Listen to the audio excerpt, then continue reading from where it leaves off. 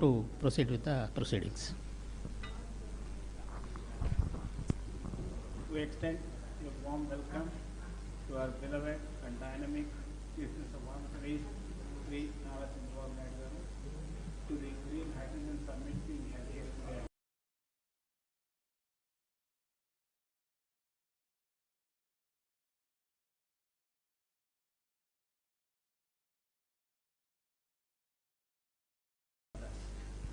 Sir, SRM University has already developed indigenously an electrolyzer which can produce 500 kilograms of hydrogen per annum, and it is scalable up to 150 tons. So we want to take it up at industrial level with the kind of support and collaboration of the government and the industry. We want to set up innovation center here at SRMAB for hydrogen technologies. In the next 2 years, we assure and commit to the Honorable Chief Minister that we will develop a hydrogen power car between Vijayawada and Visakhapatnam with refilling facilities along the way.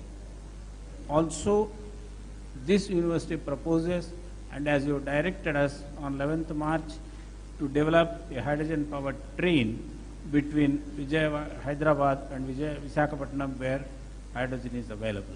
These two things we would like to do with the kind support of the government of Andhra Pradesh, the industry present here, and Ministry of Railways. Now I request Dr. Satyanarayanan to speak, then we will go to Pranav Tanti.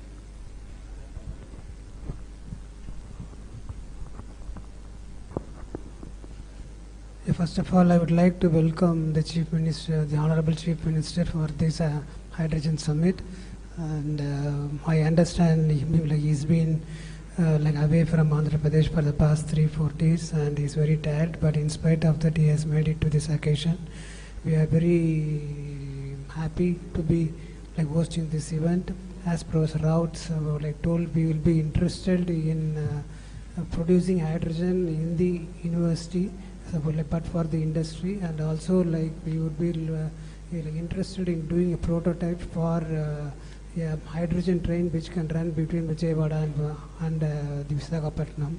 So I request our Chief Minister, who has always been readily helpful for us, to help in this initiative also. Thank you very much.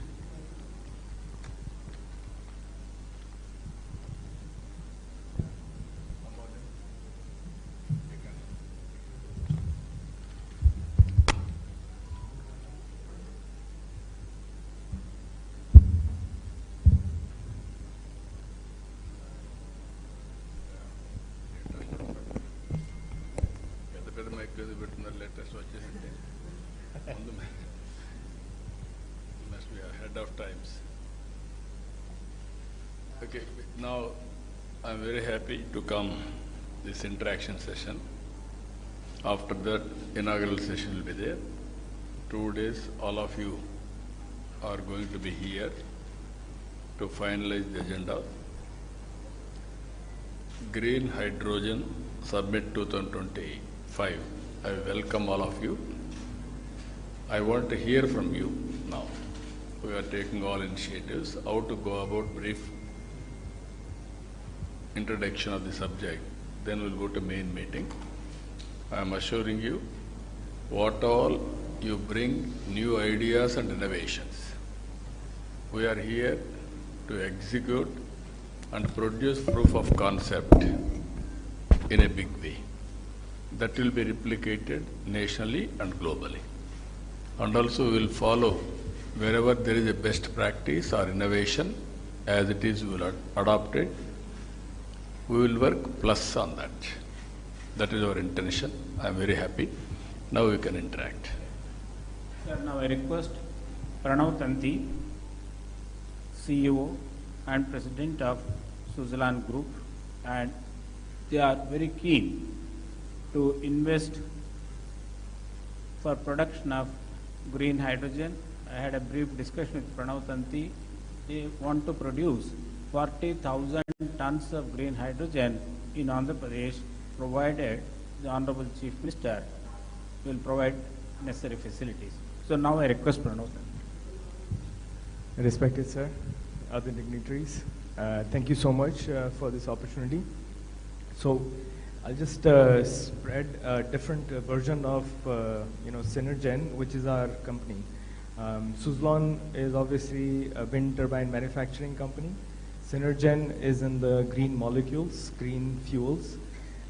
We have currently advanced stage development in Texas, Houston.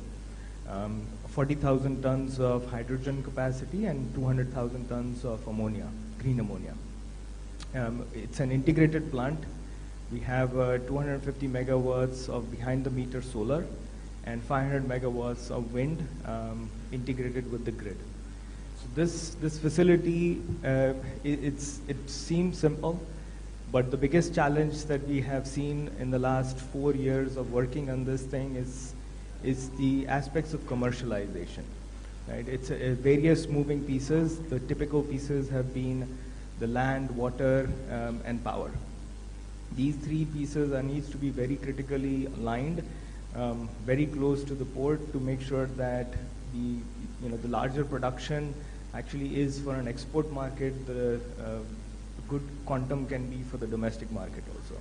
So the hydrogen piece is for the domestic, the larger component is for the export. So we are looking at a similar facility in India, in Andhra specifically, and we are exploring a lot of ports on the coast of Andhra. State has been blessed with several resources, blessed with the beautiful coastline, and I think that's where development of a lot of these ports, which your visions have been in a long-term visions, has been very important for us. So we will definitely commit. We are committing right now also 40,000 tons is the starting capacity, but going forward, a similar size can be double, tripled within the state. Now I request Dr. Saraswat, Honorable Member of NIJAM, who is an author of, rather one of the authors of National Hydrogen Mission. Dr. Saraswat Saab. Sir, very good morning. I think I am okay. Are you good? Very good morning. I am audible? Yes, sir. I am very happy to be present in this summit today. The National Green Hydrogen Mission, which has been announced in 2023 by our Honorable Prime Minister at a cost of 19,500 crores, it stipulates certain major objectives. And one of them is that India should have 5 million tons of green hydrogen by 2030. And also there is a requirement that we could have 3 hydrogen valleys that should get formed. And the idea is Valley 1, Valley 2, Valley 3 will go from 5 million tons to 550 million tons and then 500 million tons. The purpose of this valley is not just to kind of production alone, but it is to create a complete ecosystem for that. All of us know that green hydrogen will become affordable only if we are able to bring down the cost of the electrolyzers. And the power is becoming more and more cheaper as well as cleaner. So already fortunately the renewable power in the country has come down to very low cost, and so there is no problem. But the problem of electrolyzer is still a problem. I personally believe that in Andhra Pradesh we have the right ecosystem, and one of the hydrogen valleys should be located here. And what we should do here is that with the help of many of our industry partners who are here today, we should set up a large-scale electrolyzer plant. And Dr. Narayan Rao mentioned that they have a technology. Yes. Certainly we can take that technology or beyond, or any other technology which is more suitable. But ultimately scale is important. Yeah. Sir, there is a figure I want to mention to you. Unless there is a scale of something like 5 terawatt hour, bringing down the cost of electrolyzer from today's approximately $600 per kilowatt hour to $130 per kilowatt hour, our objective of getting $2 and less the cost of green hydrogen is not feasible. This is a well documented, simulated figure, globally available.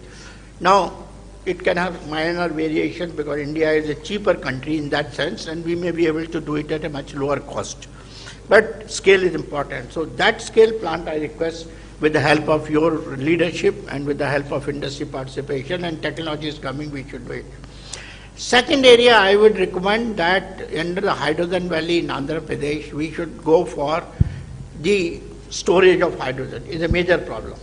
Because hydrogen produced at one place but required at other place. It requires that we should have gaseous hydrogen compression and storage facility. In India today, there is no large-scale type 4 cylinder facilities available in the country. Small scale somewhere is happening. We need to set up a large-scale type 4 cylinder plant here. Now that would take us for the complete ecosystem, not only manufacturing, testing also. So today we are sending all our cylinders to Germany for testing. I think we should set up a plant in Andhra Pradesh here and complete. We should be able to do it here in Amravati and places. We should be able to set up that. Third thing is, sir, today a lot of presentation was there on the fuel cell. Ultimately, when hydrogen is used for mobility, it will have to need the fuel cells also. So another plant what is needed is that of the fuel cell. Dr. Lele made a very wonderful presentation just in the morning, and they have technology. Only what we have to do is again bring the industry today and set up a good fuel cell manufacturing facility that can be done. And for the purpose of mobility again, hydrogen can be carried as a gas, or hydrogen can be carried in the form of either ammonia or in the form of, I think the technology what they have of converting ethanol directly to hydrogen that can be used, or technology what we have developed, methanol directly to hydrogen that can be used for heavy duty trucking and marine applications.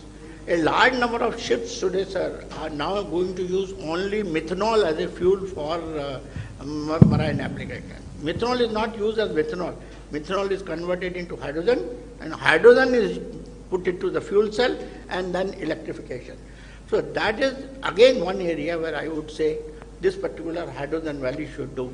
Sir, I think in the country this should become the hub as far as the hydrogen ecosystem in the country is concerned. Only one request I am making. Till such time the cost of green hydrogen comes down, other forms of hydrogen also we should not shy away. Actually, I want to mention to you that in G20 last year, year before last, we had made all the foreign countries to agree from Niti Aayog that we will work for clean hydrogen. We will not work for only green hydrogen. Our ultimate aim is green hydrogen because that is the zero carbon.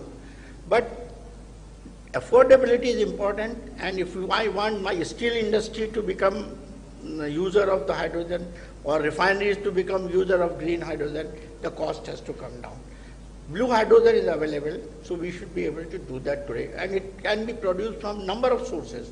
We can have biomass, we can have coal, we can have natural gas, many other things, and those things. All these things can be done in this state, and under your leadership, with the help of industry, I think we should be able to do that. Thank you. Sir, now I request Dr. Ashish Lele, Director, CSIR, National Chemical Laboratory. As Dr. Saraswat mentioned, they have developed the technology to a matured level. Now, Dr. Ashish Lele. Thank you, sir. Thank you for giving this opportunity. I am the Director of National Chemical Laboratory, a premier CSIR lab in the city of Pune. We started working in the fuel cell development area since 2005, and we have come to a stage where we can produce with our industry partner anywhere between 20 to 100 kilowatt fuel cells as standard modules. And then these are modularized. So if you want 200 kilowatt, it will be 2 modules of 100 kilowatt.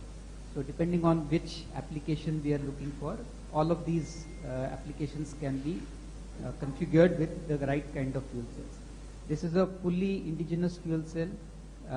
Every component within the fuel cell also is now indigenized. So we have set up the whole ecosystem. There's a industry partner who is now making large fuel cells and also integrating them with the other parts of the drivetrain, like batteries and DC-DC converters and so on. So we've reached a full prototype level, The first indigenous catamaran was launched by the Honorable Prime Minister last February. We have also demonstrated cars, buses, so all of it. So sir, as Dr. Saraswat very rightly mentioned, in ports there is very large applications for fuel cell based mobility, whether it is catamarans or tug ships and so on, which require anywhere between 50 to 100 plus kilowatt fuel cells. In ports, I think this would be a great application, as well as in drones. We are now working with a few drone companies to develop fuel cell based high endurance long distance traveling drones.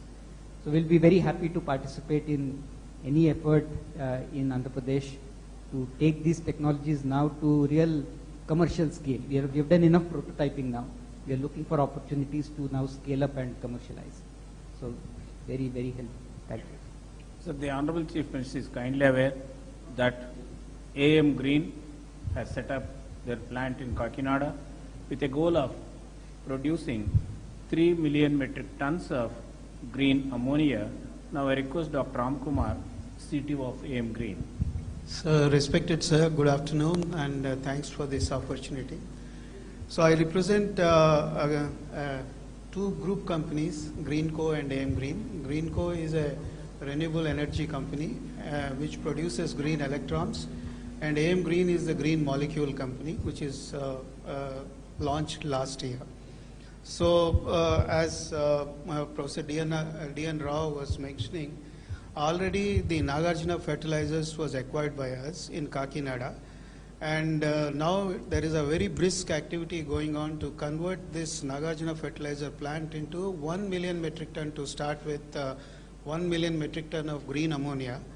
And to support that, sir, we are setting up 1680 megawatts of electrolyzer capacity for producing green hydrogen, because with green power and green hydrogen we are going to produce the green ammonia. And sir, you will be very happy to know that from Andhra Pradesh, for the first time in the country, we have finalized the supply contract for November 27 from Kakinada Port to supply green ammonia produced in Kakinada all the way to Europe, to Uniper, a company, German-based company. Already firm contracts have already been placed, sir. Our first supply will start by end of November 2027. And apart from this, sir, you are already aware, I was told that you and your other cabinet colleagues have already visited world's largest pump storage hydro project at Pinnapuram, which is nearer to Kannur. And sir, the distinction of this project is that it is a 2 gigawatt capacity storage where greenfield lower reservoir of water and upper reservoir of water has been created. It acts as a water battery, and with the help of this pump storage hydro, our renewable power delivered cost round the clock, renewable energy round the clock, RERTC is the normal acronym, is below $55 per megawatt hour. Nobody in the world is betting on this number, whereas we bet this and we won the orders for this. And also our promoters, Mr. Anil Chalmalasetti and Mahesh Kolli, they want to make Kakinada as a green energy hub, and we are planning for 500,000 tons per annum of biorefinery, where we would like to grow the Napier grass, Indian Napier grass, and convert the Napier grass into bioethanol and other value-added products. So for all of them, Kakinada would be the hub in Andhra Pradesh. So I would be very thankful, sir, for the kind support of the government for this. Already we received some subsidy from the government of Andhra Pradesh. Sir, I request Dr. R.K. Malhotra, President of Hydrogen Association of India. He has rich and vast experience in the energy sector. Presently, he is the senior advisor to the Ministry of Petroleum, MNRE, and many agencies. Now I request Dr. Malhotra. Good afternoon, sir. It's a privilege to be in this meeting with you. You are known as a very progressive Chief Minister of the country. We have seen the kind of progress you made earlier, and now when you build up the new capital, I think hydrogen should be the focus area. AM Green is doing a good job. Suzlon wants to do big projects. But as Dr. Saraswat mentioned, that you have Visakhapatnam refinery also, and where the hydrogen can be produced, blue hydrogen can also be delivered. So a mix initially, as long as the hydrogen, green hydrogen cost is higher, for various applications there will be some reluctance. So mix of blue and green, if it is used, you can become the leading state in the hydrogen economy in the country. So maybe when you build up the new capital like Amravati, you should have hydrogen buses flying, which can run. Initially, the cost will be higher with green, so initially you can start with the gray hydrogen or blue hydrogen, and then, color agnostic approach and demonstrate the fuel cell buses, which Dr. Ashish Lele, they're 2 times more energy efficient as compared to the internal combustion engines. So overall energy consumption will come down. Second suggestion which I would like to make is that maybe you can adopt some villages where you can have localized distributed power generation. You can have solar power to generate electricity, then you can have villages using that power during the day for cooking maybe, or converting into hydrogen, and then hydrogen stoves also. Scotland is a country where a lot of developments on cooking stove applications. So villages can use that hydrogen, maybe in tractors also, maybe for irrigation pumps. So that kind of approach also, daytime you can use solar energy, store it in the extra solar energy can be stored in the form of hydrogen, and then it can be used. So maybe these are some of the suggestions. From hydrogen association side, we have been supporting and educating people on various kind of activities related to hydrogen. We'll be very happy to work for Andhra government also if any proposal is required or any support is required from our association. What is the cost difference between hydrogen storage and also battery versus to pumped storage? So that cost difference between pump storage and hydrogen storage in different forms, because if you have to have compressed... No, I can understand. It is a conversion. Yes. I can understand. Now, so as on today... Pump storage will be much cheaper. We are all working as on today. Yes. Storage is much cheaper. Because the life of battery is just 8 years. So to say, even if you take the best chemistry battery... So only temporary, immediate, how to solve the problem, we are going for battery. Even there will be some more innovations in battery, then it will help. Meanwhile, it will come. Hydrogen storage. Hydrogen storage, that is another area. I wanted to know, as on today, we are going now, solar, wind, pump, standby, battery. Now we are talking about green. Hydrogen also hydrogen or ammonia, all these things. Hydrogen also becomes the blending also you are talking blue, hydrogen, all those things we are talking. Ultimately, a sustainable economy also. Affordability and sustainable. If I do as a pilot may be pilot, replication and scaling will be a problem. How to act all these things, that is where I want to learn. In this country, all of you have to remember one thing. All innovations I started. First of all, power sector reforms. Nobody ventured to attempt. That is late 90s. Saraswati he is aware of all those things. I started power sector reforms. Because of power sector reforms, I lost power also. That is different in 2004. That is another scenario. But always that was a benchmark today. And also all states are forced to adopt power sector reforms today. So these are all, I am aware of all developments in power sector. Not today, from the historical past also, from inception, especially 1995. So I am analyzing all our ideas and thoughts and innovations, how to integrate, how to take logical conclusion. Sir, now I request. Sir, as far as storage, as you said, I think battery storage, whatever time it happens, will always be a costlier option as compared to the pump storage option. because pump storage will run on the solar power or wind power, and rest of the, both the capex and the opex are very, very small. You know, today itself, if you take solar power, pure solar power without storage, it's about less than 2 rupees. But the moment you add the battery, it becomes 5 rupees. So that is the kind of scale.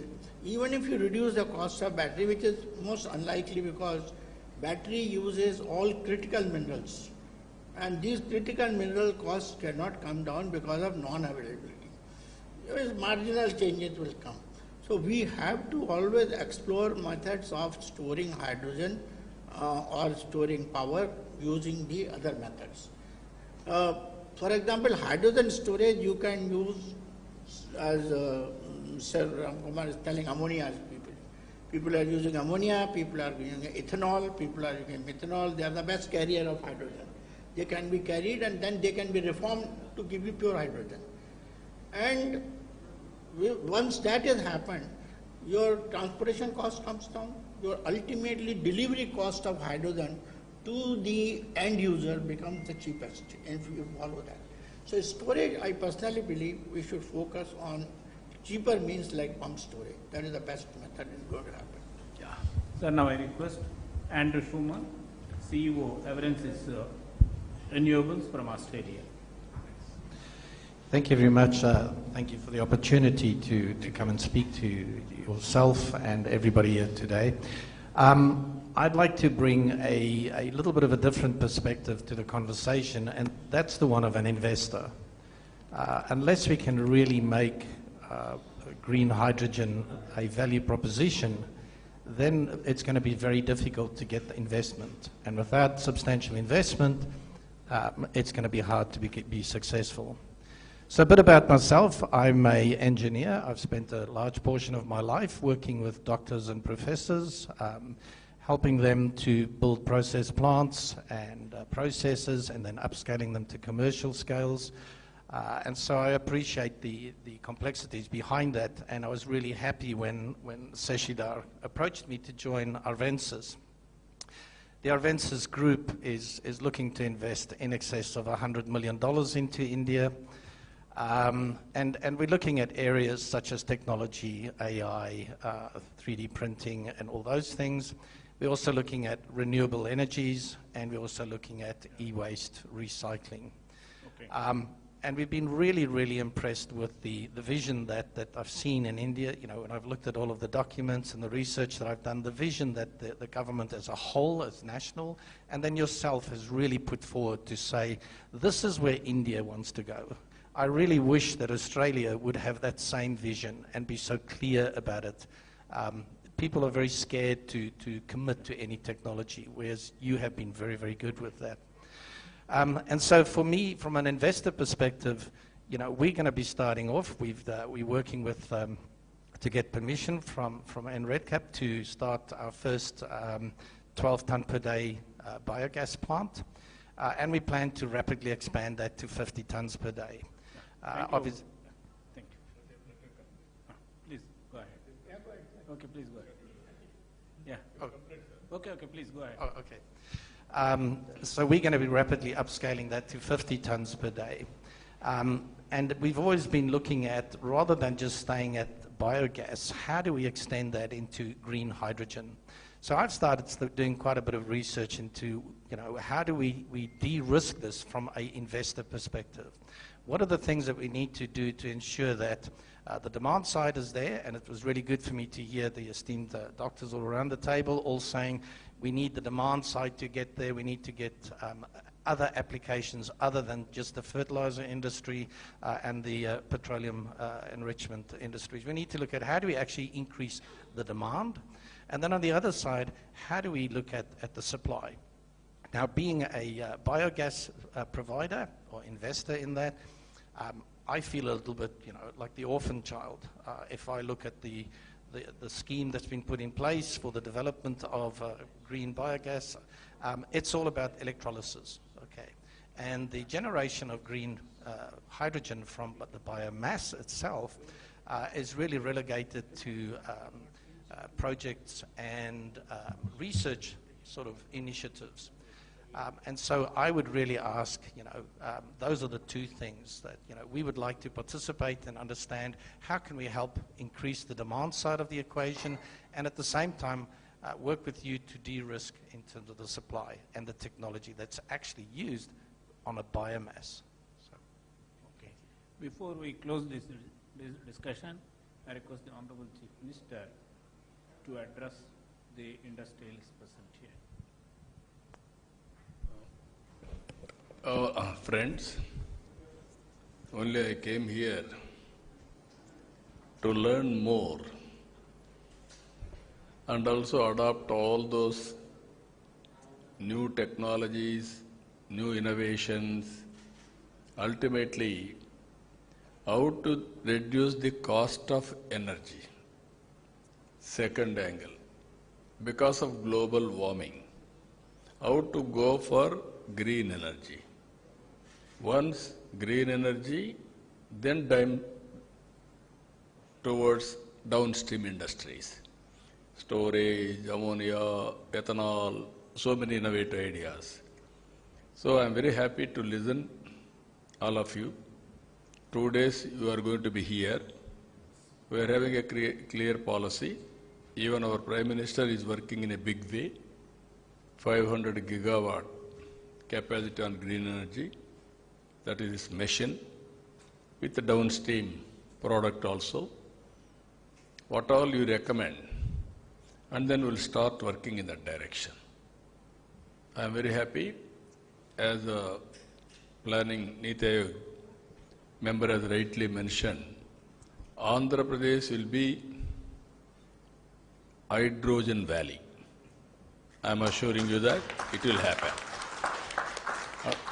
Towards that, how to bring all technologies for convergence and innovations for convergence. Both will work it out. Every year, if necessary, we will review our performance also from now onwards. Benchmarking, where are we? Next year, what is the target? Then how to move forward. You want to do any experiments, best place is Andhra Pradesh. I am assuring you, you test all your R&D research here. And then we'll implement any innovation, you need proof of concept. Otherwise, it is only innovation. That proof of concept we will produce here and we will scale it up. We will take nationally, globally, wherever it is having demand. So I am very happy for that today because there is a seminar also. We will go there. After that, we will have discussions. After 2 days discussions, what all you recommended, my Chief Secretary is looking after energy. He is also having long standing in Energy Department. I think he is the senior most Energy Secretary in the country. So, he is the senior most. So I'm very happy to associate with you. We will work together. Thank you. We are very much grateful to the Honorable Chief Minister for having this discussion with representatives of industry and foreign organizations. Thank you, sir. We will come back to the government with the recommendations of the summit. Thank you.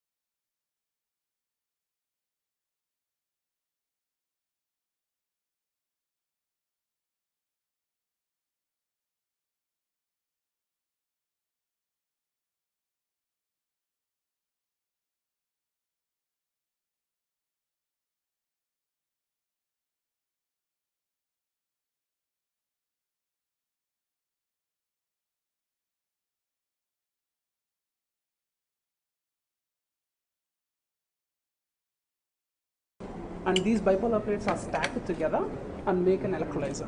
And this is completely powered by the photovoltaic panels. So since we are sitting inside, we kept the LED lamps here. So that the solar panel PVs will generate the electricity, and they are directly coupled to it. And right now they are generating oxygen here and hydrogen there.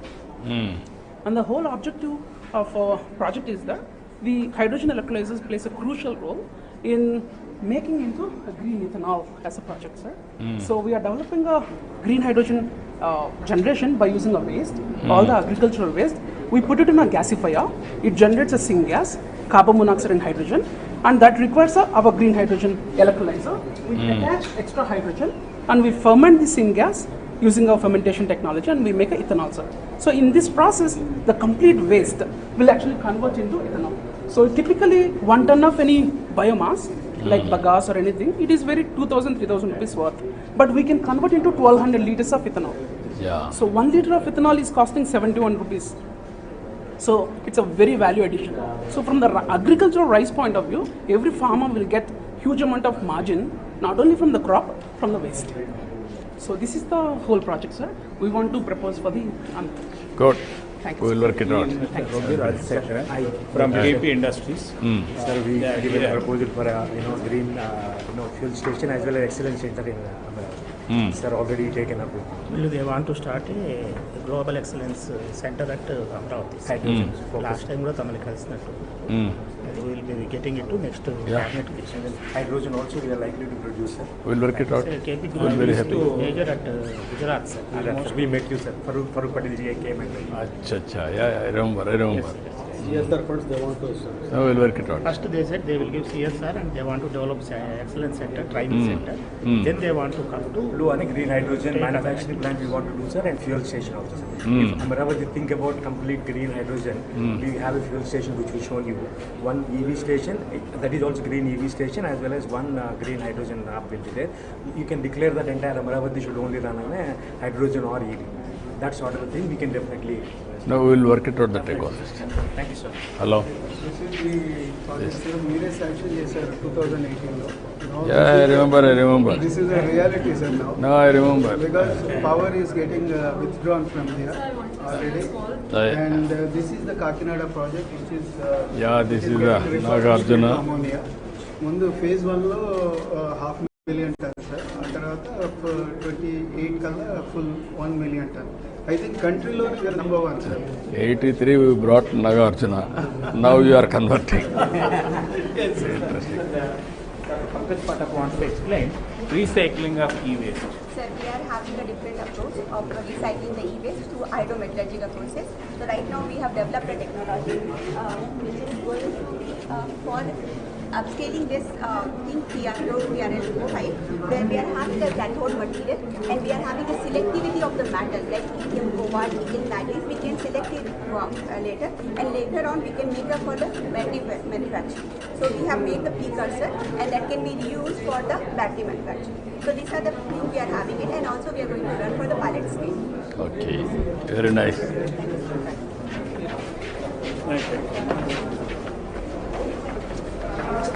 now we'll go for now. Yeah.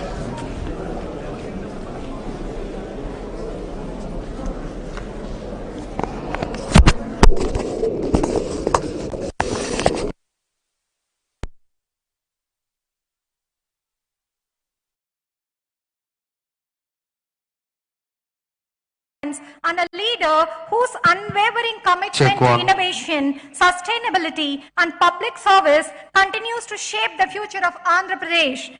Thank you for gracing this summit, sir. We now request Professor D. Narayan Rao, Executive Director, Research, SRM Group of Institutions, to kindly lead the dignitaries onto the dais.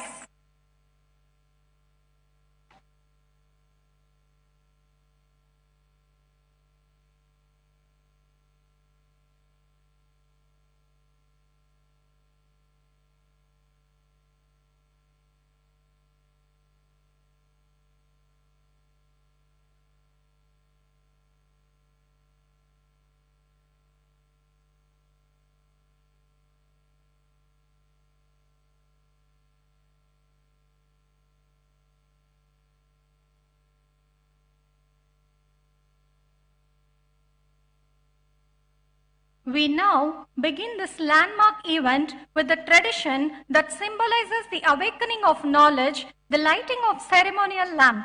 May I request our esteemed dignitaries to kindly join us for the lamp lighting ceremony.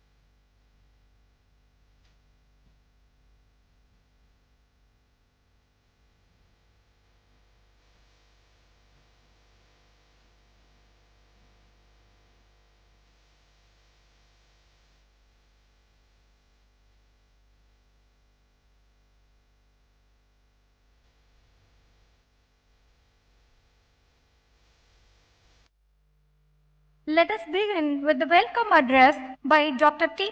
Satyanarayanan, Pro-Chancellor, SRM University, Andhra Pradesh. We request you to kindly deliver the welcome note, sir.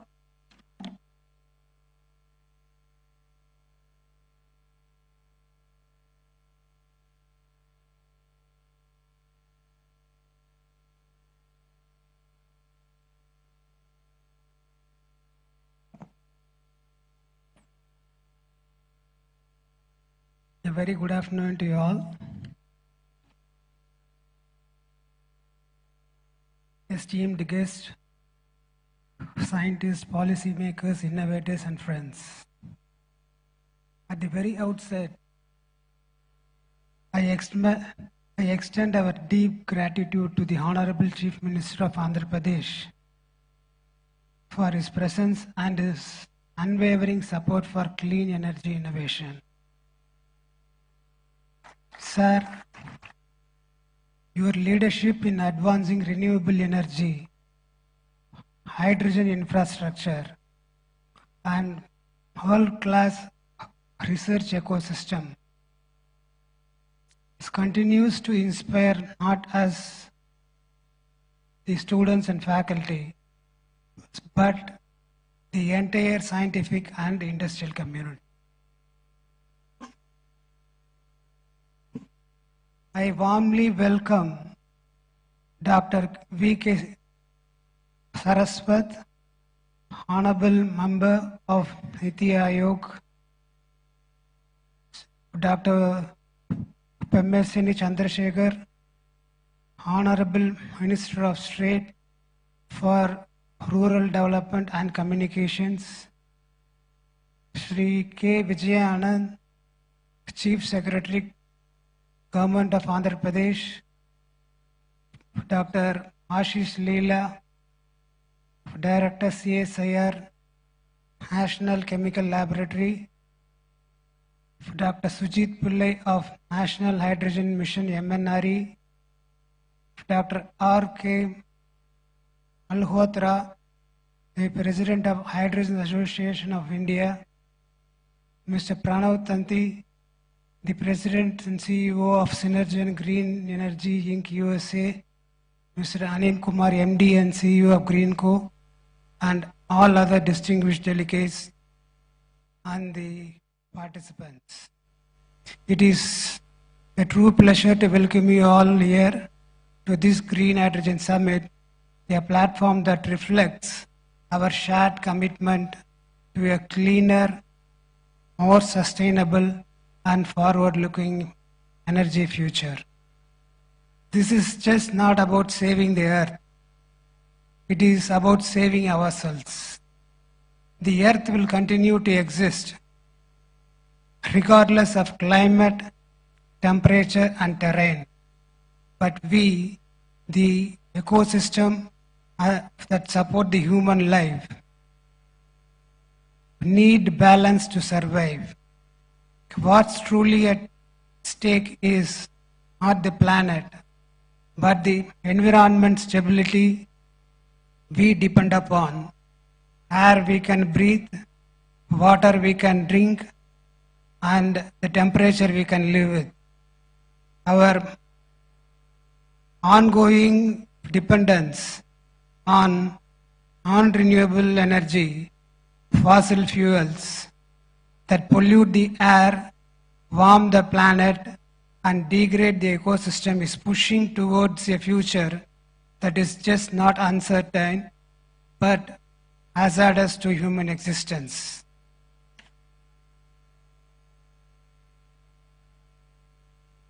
That is why the transition to renewable energy is not just important, it is urgent. And in this transition, the green hydrogen has a very critical role.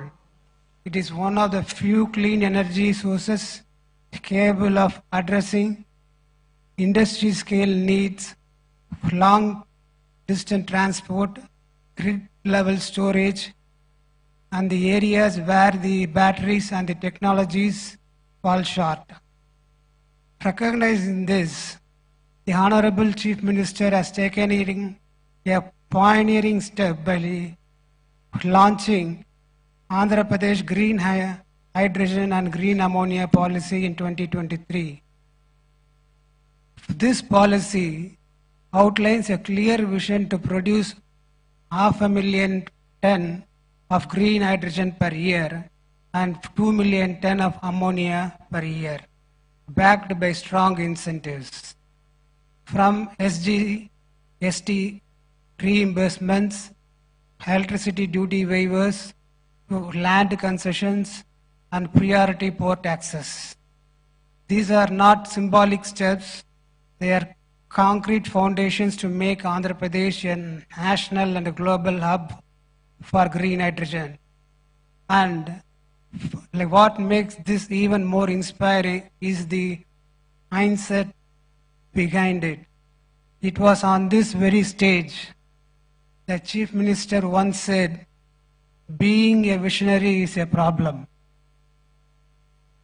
And yet, he chose to envision what others wouldn't, that courage to move ahead despite the weight of uncertainty is what defines his leadership and that makes history.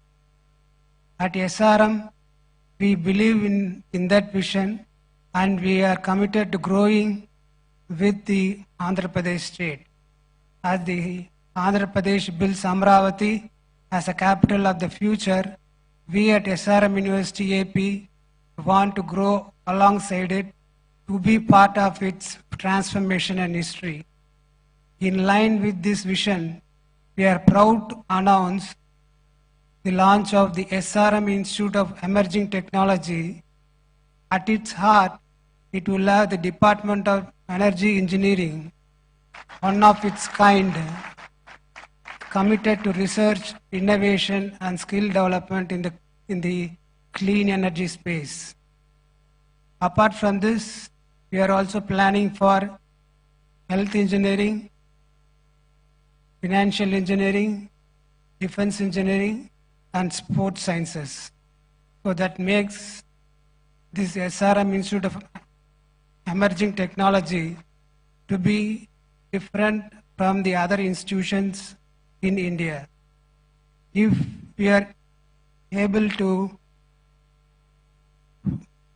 if we are to be the last generation to depend upon fossil fuels, then the next generation must be the first to lead the clean energy revolution. While the government set policies, industries build systems, it is the youth with their ideas, innovation, and courage who will carry this transformation forward. They must not just inherit the planet, they must be empowered to reimagine it. Let us not fail them. Let us ensure that this borrowed planet passed on to us by our ancestors is returned to the next generation in a livable, breathable, and a beautiful form. Let us be the last generation that depended on fossil fuels and at the first that made the clean energy truly universal.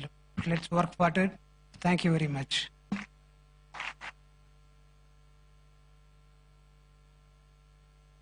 Thank you, sir, for your warm and inspiring words and for always motivating us to dream big.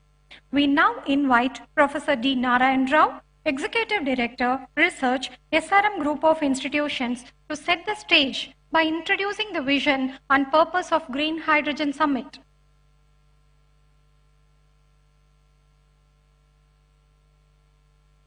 Honorable Chief Minister of Andhra Pradesh, Sri Nara Chandrababu Naidu Garu, well-wisher and mentor of SRMC AP, and Honorable Member of Niti Aayog, Dr. Saraswat,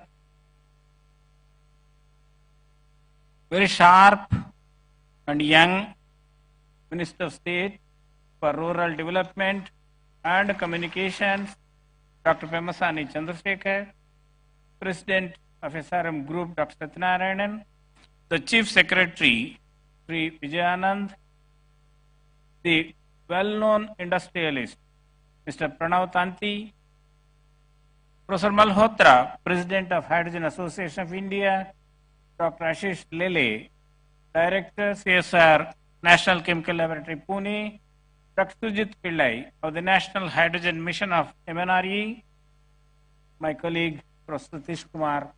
I extend a warm welcome to all of you, particularly the industrialists who came from different parts of the country and abroad, the delegates of the Hydrogen Summit, scientists, faculty members, research scholars, and my dear friends of print and electronic media.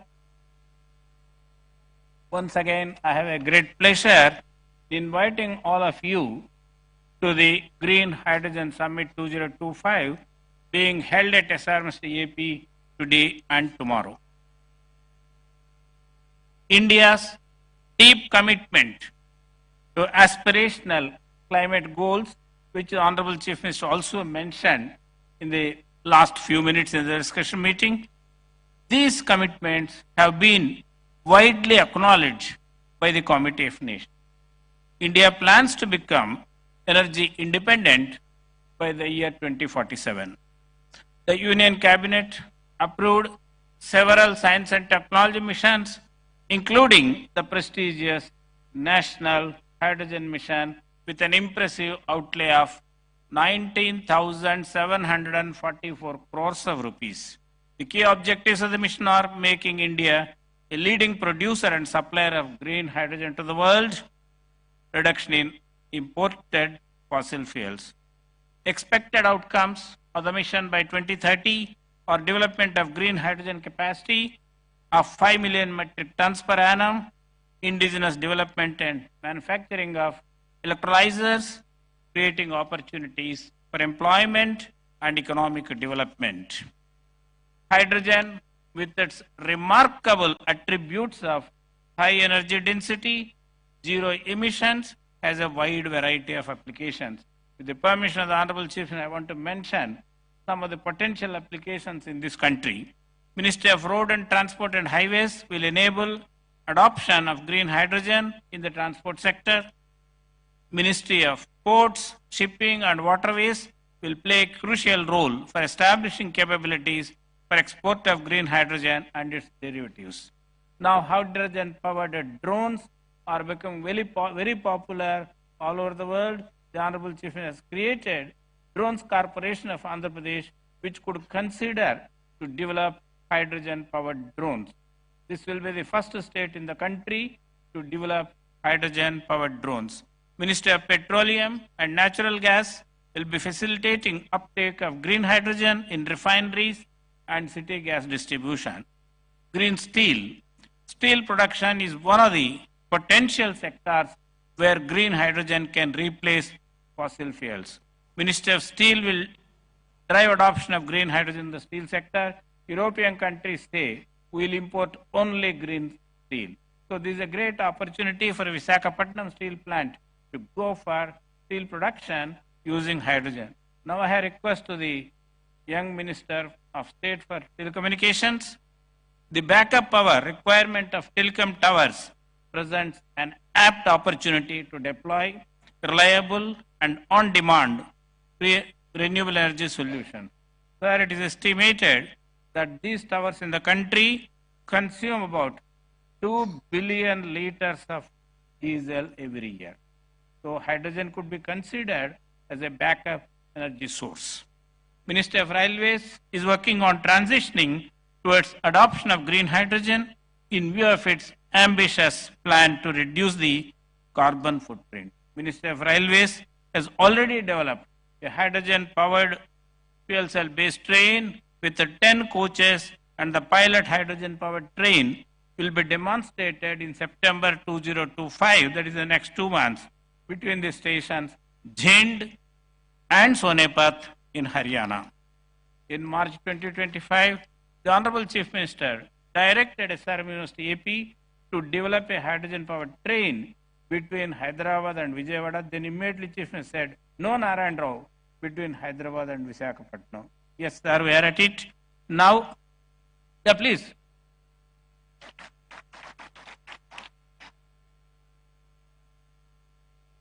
SRM University has an MOU with the Integral Coach Factory of the Ministry of Railways to develop the hydrogen-powered train. Sir, we are at it, working under your direction. We earnestly request the kind support of the Honorable Chief Minister and the Ministry of Railways for the development of this hydrogen-powered train as a flagship project of the state of Andhra Pradesh. Sri Chandrababu Naidu, as an intellectual, is attracted by the aesthetic beauty of science and technology. And as a people's leader, he is greatly attracted towards technology and the promise it holds to transform the state of Andhra Pradesh and its economic development. Let's give a big applause to the aligning with the ambitious plans of National Hydrogen Mission and with a foresight that the first entrance into the business of hydrogen can reap more benefits than others, our visionary Chief Minister has made Pudimadaka near Visakhapatnam as the first and the largest hub of green hydrogen in the country. The Visakhapatnam Hydrogen Hub will be producing about 1.5 million metric tons of green hydrogen per annum, 3 million metric tons of green ammonia, methanol, etc. Green hydrogen produced at Visakhapatnam could be used by Visakhapatnam Steel Plant, HPCL, NTPC, fertilizer industries, and many others. Sir, I am glad to inform the Honorable Chief Minister and the audience present here that the faculty members of SRM University AP have indigenously developed an electrolyzer which the Honorable Chief Minister just now visited. This can produce 500 kilograms of green hydrogen per annum, and it is being demonstrated during summit. It is scalable to produce 150 tons of green hydrogen per annum. We request the Honorable Chief Minister to consider industry, university, government collaborative venture. We propose to establish an innovation center at SRM University AP to develop indigenous technology to produce, store, and utilize hydrogen as a green fuel. The goal of the proposed center in the next 2 years would be to develop and demonstrate a hydrogen-powered car between Vijayawada and Visakhapatnam, and with refueling facilities along the way. At present, hydrogen costs about 350 rupees per kilogram, which can fuel a car for a distance of 20 to 25 kilometers. The proposed innovation center could bring down the cost to 200 rupees per kilogram of hydrogen by developing more efficient catalysts for electrolysis and reducing the power consumption for producing hydrogen. Sir, you are kindly aware that on 30th June 2025, the government of Andhra Pradesh approved Amaravati Quantum Valley Declaration. IBM will be installing and maintaining a 156 qubit quantum computer at Amaravati Valley on 1st January 2026. Sir, this will be the first and most powerful quantum computer not only in the country and in South Asia. Friends, establishment of Amaravati Quantum Valley is also a catalyst for our green hydrogen mission. The quantum technologies help us design advanced catalysts, develop safer hydrogen storage systems, and create ultra-sensitive sensors for monitoring the safety. With the quantum simulations, we can reduce the cost of hydrogen and to increase the efficiency of green hydrogen production. Looking into the future needs courage and insight, and fortunately, our visionary Chief Minister has both. Let's give a big applause.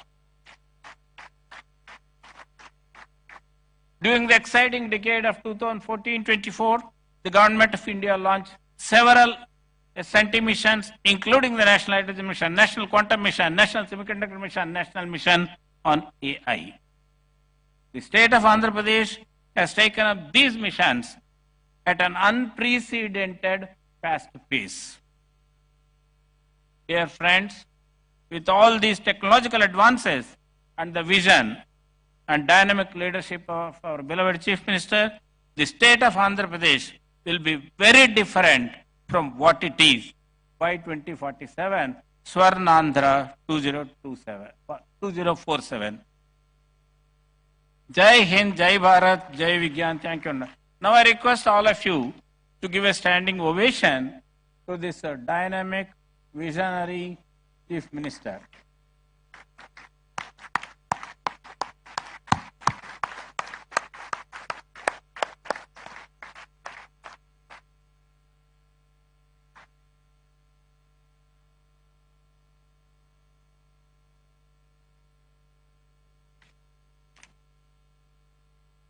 Thank you, sir, for framing the summit's goals with such clarity and depth.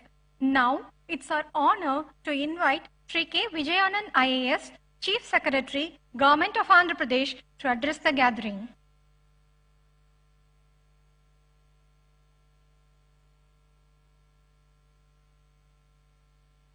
Honorable Chief Minister of Andhra Pradesh, Sri Nara Chandrababu Naidu Garu, Honorable Member of Niti Aayog, Dr. V.K. Saraswat Garu, Honorable Minister of State for Rural Development Communications, Dr. Chandrasekhar Pemasani Garu, Pro-Chancellor SRM University AP, Dr. P. Satyanarayan Garu, distinguished guests, esteemed faculty, students and industry leaders and media.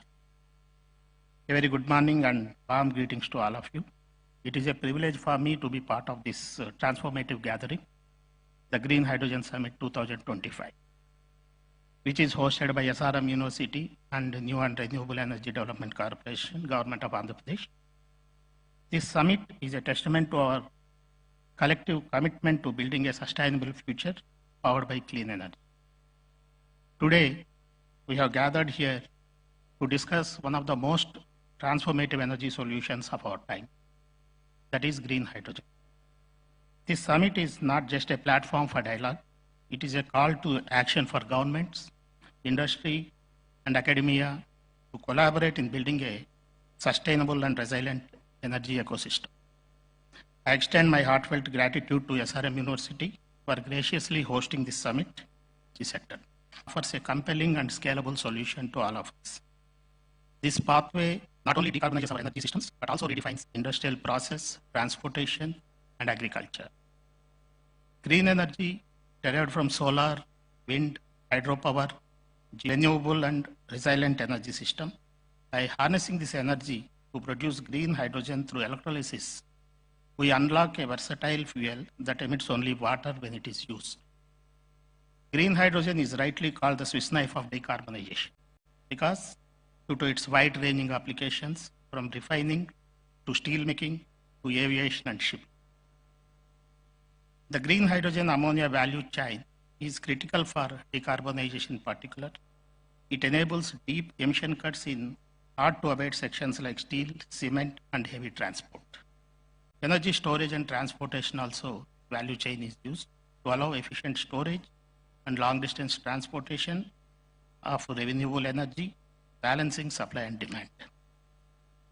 In case of industrial applications, this provides high temperature heat for industrial processes without carbon emission.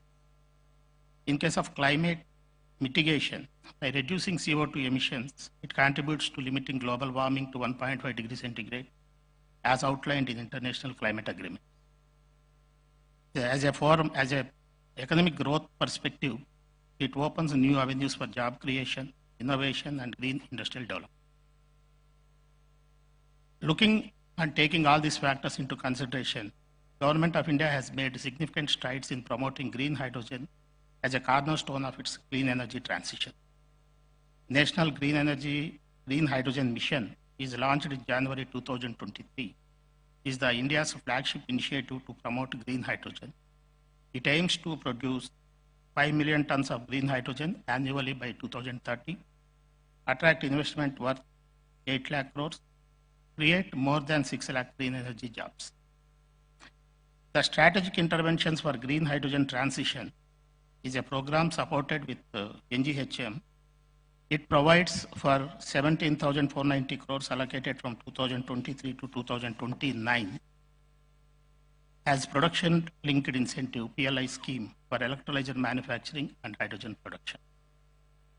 India aims to reduce the cost of green hydrogen from $4.5 in 2023 to $1 by 2030 by leveraging low-cost renewable energy, domestic electrolyzer manufacturing.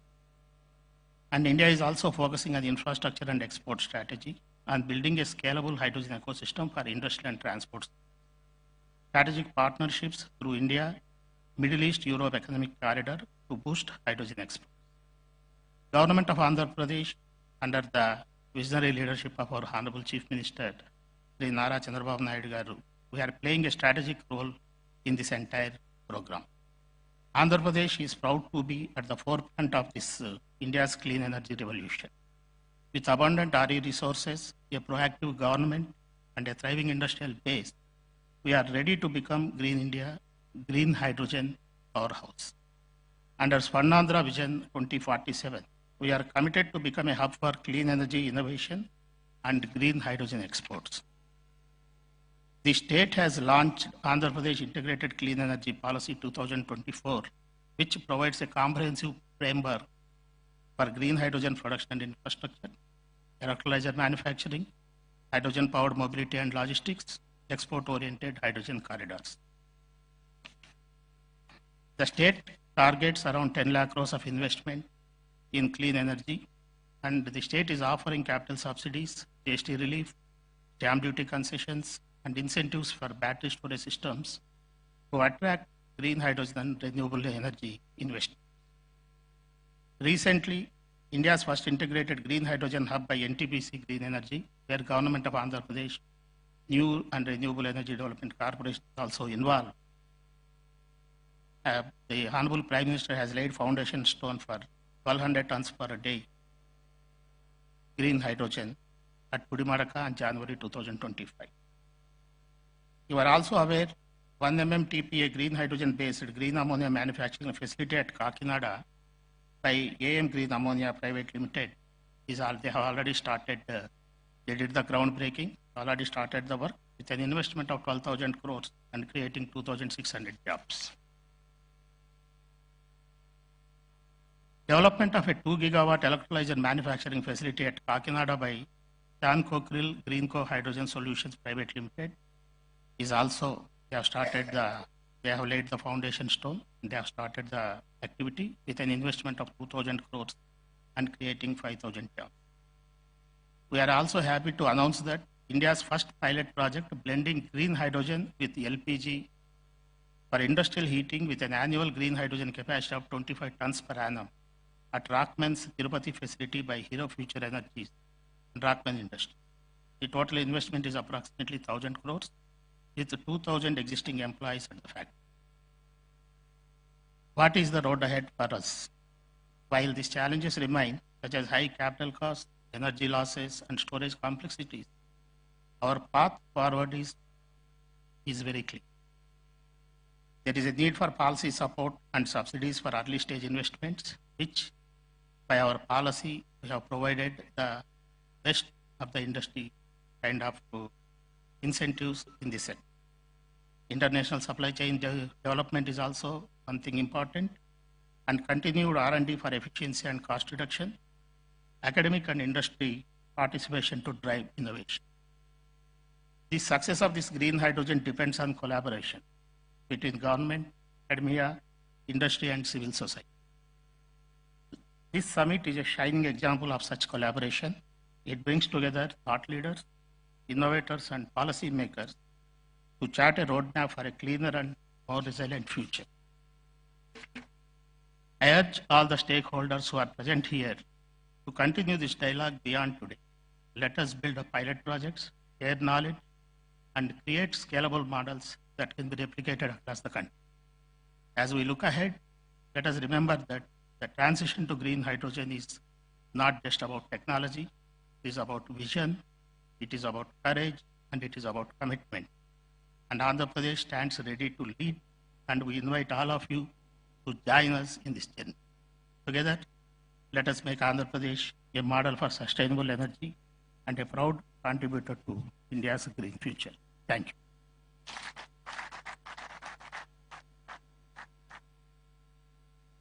Thank you, sir, for your insightful address. It's our honor to invite Sri Pranav Tanti, President and CEO, Synergen Green Energy, to address the gathering.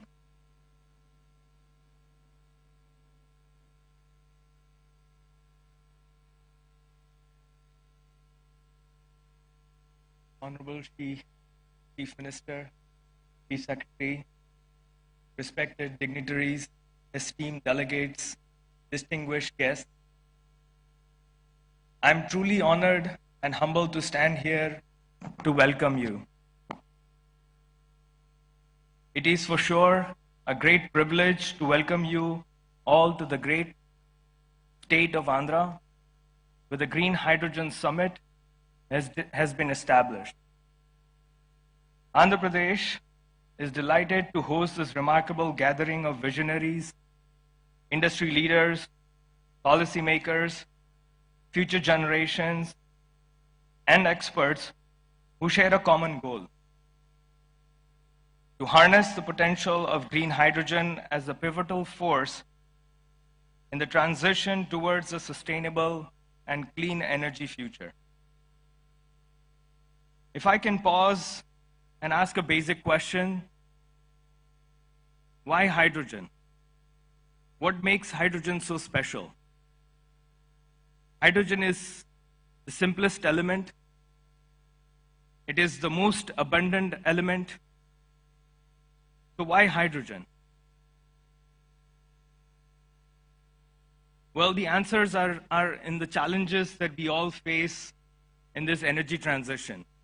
In the renewable space, in the green space, we all face the issues of expansion beyond a certain capacity. All of us have been working with electrons for many decades, and we know that electrons are very notorious. They don't like to be told what to do. They don't like to be stored. They don't like to be moved around. And I can go endless. We've seen many challenges of the grid, challenges of the green power. I think hydrogen and hydrogen's derivatives is a simple solution. We need to figure out how do you make a transition towards a molecule. A green electron to a green molecule gives those answers. Hydrogen is pivotal in transforming the electrons to molecules to unlock the potential to store, to transport, to consume the green electrons when you need it. Basically pivotal in displacing the fossil fuels. Andhra Pradesh, with its strategic initiatives and commitment to clean energy, is proud to lead the way in fostering discussions and collaborations that will drive innovations in the green hydrogen. This all comes with a great vision that the policymakers, the chief ministers, the dignitaries have. This summit serves as a vital platform for exchanging ideas, showcasing advancements, and exploring opportunities for collaborations across sectors. Our company name, Synergen, is coined using two terms, synergy and hydrogen. It's simple as it stands. We strongly believe that the key to unlocking the next phase of expansion is undoubtedly collaboration. We all need to come together as one force to make it a success. We are in the advanced stages of development of green hydrogen and green ammonia manufacturing facility with the capacity to manufacture 40,000 tons of green hydrogen in the state of Texas in US. With this anticipation, we believe that the commissioning is possible in 2028.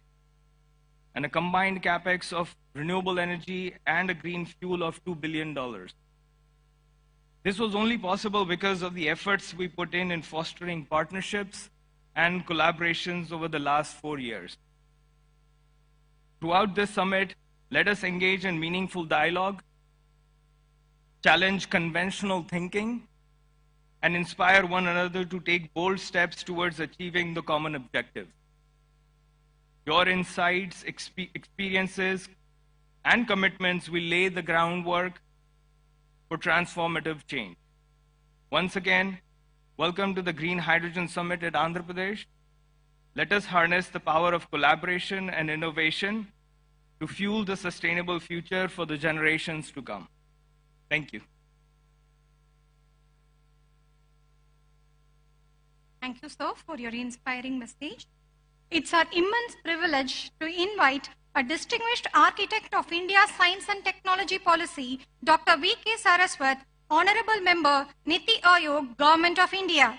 A driving force behind India's strategic advancements, Dr. Saraswat's insights continue to shape the nation's innovation landscape. We request you to deliver the keynote address, sir.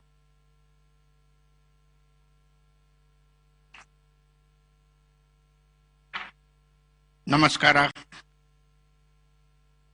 Very good afternoon, Honorable Chief Minister of Andhra Pradesh, Shri Chandrababu Naidu Garu, Honorable Minister of State, Dr. Chandrasekhar, Shri Satyanarayan, and many of my colleagues, distinguished scientists, industrialists who are on the dais, off the dais, ladies and gentlemen, members of the media, it's indeed a pleasure to be part of this Green Hydrogen Summit. We were just discussing, this is a journey which I started about 7 years back or 8 years back, when I made a presentation to our Honorable Prime Minister and said India should launch a hydrogen mission. I think it was around 2017 or so, 17 or 18. And he immediately picked up that, and the story is known to you today, with so many of you have talked about the hydrogen mission of the. So the vision of our Prime Minister is to decarbonize our energy system. That's why he has committed in the NDC that we will be 500 gigawatts of renewable power or non-fossil power by 2030. He has also committed that we will have energy intensity reduced by 45%. And we will have more than 2.3 billion of carbon absorption, so that we can have, through afforestation, that much of CO2 that can come.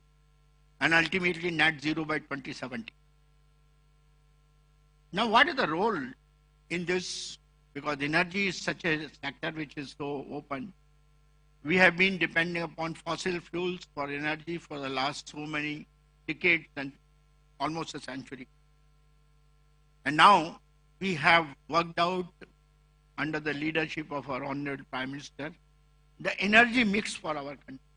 The energy mix for the country today is that we will work on mostly on the renewable energy. That's why we said 50% by 2030. We will work on alternate fuels, non-fossil fuels, alternate fuels which are less polluting like ethanol, methanol, ammonia. We will give a major push to nuclear energy. That is another area which you might have heard in the recent past. It has been announced in the last budget that India will have 100 gigawatts of nuclear power by 2047. Why do we need nuclear power? Because when you talk of renewables, it has its own vagaries with respect to variations in the availability. And for meeting that base load requirement, the most non-polluting form of energy is nuclear. So that's why the nuclear comes, and now new technologies in nuclear are also emerging, which will be able to meet the requirement of power for difficult to abate sectors like steel, cement, refineries, and so on. In this kind of an energy mix, when we talk of, mobility becomes one of the major requirements because that's another polluting area. And in that mobility, when you talked of alternate fuels, the top cleanest fuel comes is hydrogen. Hydrogen is the cleanest fuel available, and that's why it's called fuel for the future. Unfortunately, or fortunately, we have been using hydrogen in various fields, refineries, petrochemicals, many other areas. And we have been producing hydrogen mostly from the natural gas, sometimes from coal, and sometimes from biomass. After doing a lot of analysis, what are the various means of producing hydrogen, people have started giving it color. Somebody says gray hydrogen, somebody says blue hydrogen, somebody says pink hydrogen, turquoise hydrogen, white hydrogen. Now this kind of a color is mainly based upon what is the total carbon dioxide emission that takes place in the process of production of that hydrogen. That is what it's called, that color is given. But as you want to do the green hydrogen, it has got its own problems with respect to the cost. We know that hydrogen can be produced in the most non-polluting manner through the electrolysis of water using, again, non-fossil energy, that is renewable energy, which is a non-fossil energy. If we can do that, we can get it. But while the cost of renewable energy has come down, but the cost of electrolyzers, which are responsible for electrolysis of water, is even today very high, which results into a differential of almost $4 to $5 with respect to the cost of gray hydrogen or blue hydrogen for that of the green hydrogen. Now, one of the major things which our Honorable Prime Minister mentioned when the National Hydrogen Mission was announced, that as a target, most of the industries should switch over to the use of green hydrogen so that progressively over a period of time we can 100% switch over to green hydrogen. Knowing very well that to start with green hydrogen is not affordable. But when from Niti Aayog, we started interacting with various industries, whether it was the steel industry or the cement industry or refineries, everybody came to only one point, sir, there is no way we can change over. Two reasons. One is the affordability, because unless the cost of green hydrogen comes to less than $2, the steel industry will say, my cost of production of steel will go up by about 20 to 30%, so I'll remain non-competitive. And same is the story with other sectors also. So what is the answer for that? But we have to ultimately reach the green hydrogen because that is the most non-polluting. In that case, there are intermediate steps that we can take. So That is why in the morning, Dr. Malhotra and Ram Kumar ji and Dr. Lele, everybody talked that we should work on blue hydrogen so that we can penetrate into the industry at the earliest. That would be our motive. And hence, I would put it this way, that we have today, knowing this problem, that and the world also has recognized this problem of affordability of green hydrogen. So in the G20 discussions, when the G20 was held in India, there was a major dialogue among the various nations. And all nations, after a lot of discussion, said that I think the mission name should be changed from green hydrogen to clean hydrogen. And if you, those of you who had a chance to see the declaration, final declaration, I think it is, that word has been changed to clean hydrogen. And if you now look at the speeches made by most of the Americans and the Japanese and the Germans, everybody is nowadays talking of clean hydrogen. Everybody has realized that the pathway to reach the green hydrogen is through the other processes which are non-polluting. Now, other process which are non-polluting is a blue hydrogen.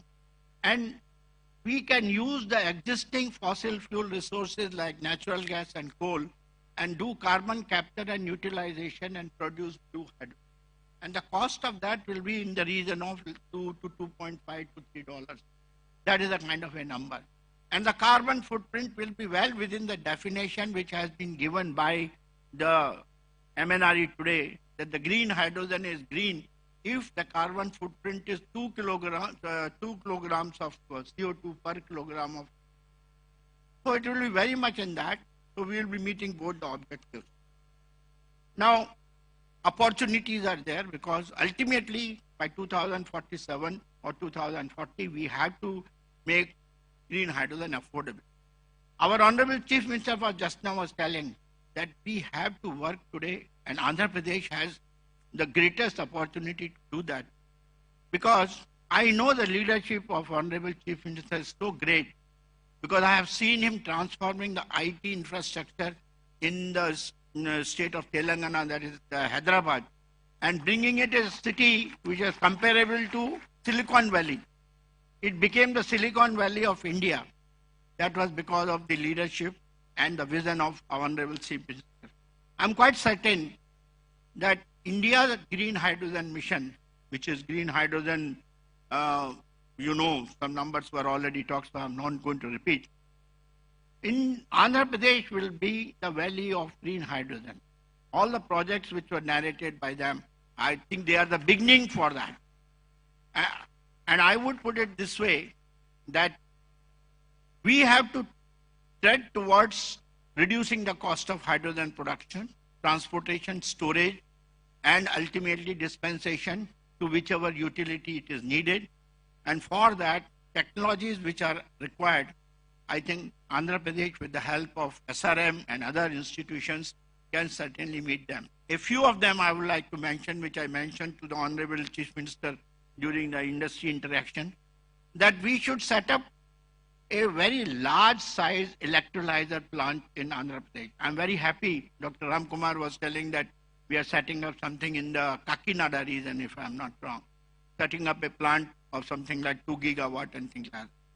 But friends, as I gave the number in the morning, unless we have electrolyzer plant capacities to the hour, something like terawatt hours, and the cost of electrolyzer comes down from today's $600 to $800 per kilowatt to something like $130 per kilowatt, and the power cost is $20 per megawatt, then you will be able to get hydrogen at $2. This is the equation we had to meet. And for that, this is the right place. This is the place because already industrialists have taken initiative, so you should set up an electrolyzer plant. For storage, country is now working towards storage methods. And the only storage method that has been found most suitable today is the gaseous high pressure storage. And gaseous high pressure storage using the Type 4 cylinders. Type 4 cylinders are being produced today in small, like IIT Bombay is making one Type 4 cylinder. Some small institutions are making.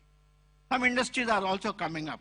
but I think this should become one of the country's largest hub for manufacturing type 4.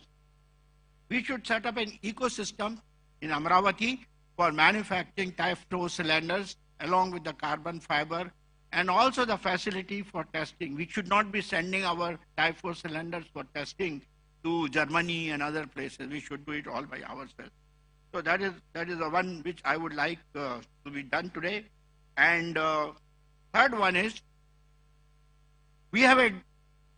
ultimately we have to go for mobility with the hydrogen. And the only way we can do is through the fuel cells. You must have heard the lecture by Dr. Lele in the morning. And he has developed the technologies for fuel cells. Others are also available. Others have also done the same thing.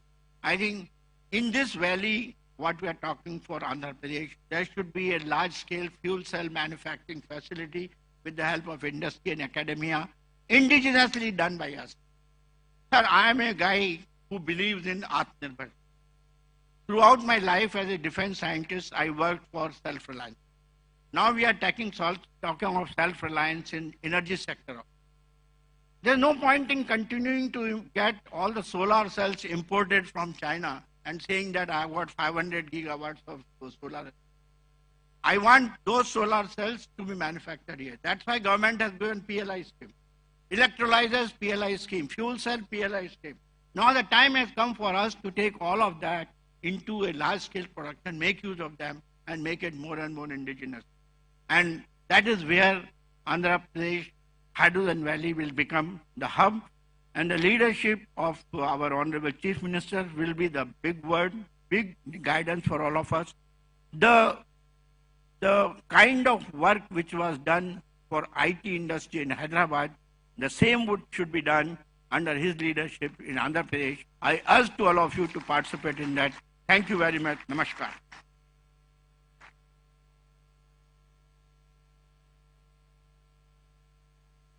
Thank you, sir, for your inspiring words and for highlighting the critical role of green energy in shaping the future of India's mobility and infrastructure.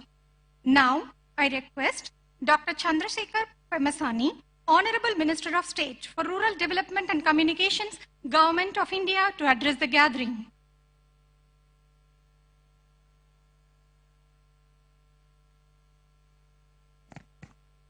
Thank you. Honorable Chief Minister of Andhra Pradesh, Sri Nara Chandrababu Naidu Garu, a leader who not only transformed Andhra Pradesh, but also inspired an entire generation of policymakers, including myself, across the country, and Dr. V.K. Saraswat ji, Honorable Member Niti Ayog, whom I have just seen how deeply passionate about this renewable energy, and Sri K. Vijayanandan ji, Chief Secretary, Government of Andhra Pradesh, who has longest experience in electricity and energy, and all the founders of this university, distinguished guests, including elite industrialists, entrepreneurs, researchers, innovators, media, and everyone. Thank you. Welcome to the gathering. As we gather here in Amravati, the future visionary capital of Andhra Pradesh, we stand at the threshold of a transformative era in energy. We are at a decisive crossroads where the climate change is accelerating, global fossil fuel reserves are dwindling, and the demand for clean, sustainable energy is rising faster than ever. According to the estimates, by 2040, India will be the largest consumer of energy. Today, we import 40% of primary energy with a spend of 8 lakh crores, that's close to $90 billion annually. Therefore, the energy security is India's national security. In this process, green hydrogen is not a distant hope. It is the imperative that will architect the future of our nation, our planet, and the generations to come. As everyone has said, green hydrogen is produced through electrolysis using water and renewable energy, emitting nothing but oxygen and a clean hydrogen. Though the concept of clean hydrogen is not new, it is only in the past decade that technological advancements and declining costs of renewable energy, including solar and wind, have made it commercially viable. It holds the unique power to decarbonize the sectors that have stubbornly resistant to change, including steel, cement manufacturing, refineries, chemical, heavy transport, and so forth. Therefore, this is not just about energy, it is about reimagining industrial processes that have defined our economy over a century. And India is uniquely positioned to alter this course. Recognizing this, our visionary Prime Minister, Sri Narendra Modi ji, has come up with this renewable energy policy. India has 300 sunny days every year and a vast coastline ripe for both wind projects and solar power. India has an ambitious target of 5 metric million tons of green hydrogen by 2030. Therefore, the government of India has given a budgetary allocation of close to 20,000 crores. And the goal of these 20,000 crores is to reduce a current 8 lakh crore annual to every year 1 lakh crore reduction. So by 2030, we can largely get to independence in energy.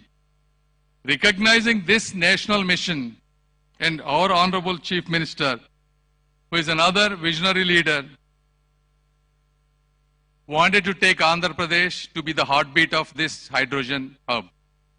If you look at his past history, when India was going through national energy crisis in 1999, he introduced bold power reforms despite political repercussions. No other chief minister has dared to do these kind of reforms other than Sri Nara Chandrababu Naidu garu. And these reforms laid the foundation for the state's energy advancements today, reducing cost through solar and wind integration. His vision transformed Telangana into a global height and innovation hub today. He is replicating the same today with the Amaravati as a technology-driven capital by coming up with innovative ideas, Quantum Valley and probably Hydrogen Valley soon, along with sports cities, defense clusters, things that are rarely be seen by many other leaders other than him. And Andhra Pradesh has set this hydrogen hub, our targets out of 5 million metric tons of India's target, he wanted to produce 20% of that, that is 1 million metric tons in Andhra Pradesh alone by 2030. And this is not just a vision. We execute this by relentlessly working hard. If you look at it, NTPC Green Energy is investing 1.85 lakh crore. This is the India's largest green hydrogen hub, producing 1,500 tons per day of green hydrogen and another 7,500 tons of its derivatives, whether it is green ammonia, methanol, etc. And the second project, Hero Future Energies, this is the India's first green hydrogen plant, blending both hydrogen and LPG so that it's commercially viable. So these investments, along with our extensive ports, coastline, indicates signals to the world that clean energy can be scalable and profitable. Though, as our previous members have said, there are challenges. Cost is an issue. Globally, green hydrogen costs around $3 to $6 per kg, compared to gray hydrogen $1 to $2. Scaling up electrolyzer efficiency has been a challenge. India water scarcity is an issue. To produce 1 kilogram of green hydrogen, you need 9 liters of fresh water, and India's water requirements are doubling. Therefore, this is when the innovation is really important. Our Honorable Chief Minister has given huge lands for these universities, 100 acres, 200 acres, not just to set up world-class universities, to really innovate and problem solve, not just for Andhra Pradesh, but India and to the world. I mean, these are beautiful universities that were built with large investment, and we appreciate and thank the university. But at the same time, all these challenges, you look at the America, the Harvard, Stanford, Yale, these are the universities that solve large human problems. And we want the SRM, WIT, and all the universities that are establishing here want to be the same way or probably better than them in the generations to come. And we have to solve these. What are the solutions, right? If you have the water scarcity, how can we do electrolyzers using salt water? How can we create lightweight storage? How can we create breakthrough in fuel cell chemistries? So these are all the things that both the industry, universities, and our government is always willing to do policy changes, whether it's tax breaks, subsidies, and the draft integrated plan of 2024. All of these must come together. With these right investments and government policies, we can create jobs and provide power to the rest of the world. And this is our moment to lead, to leap, and to leave a legacy. And I once again thank you for everyone being here and inviting me for this important conference. Thank you.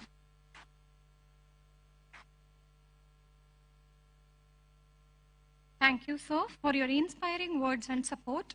Ladies and gentlemen, the journey towards a green, self-reliant India needs more than innovation. It needs a visionary leadership to steer us to dream beyond.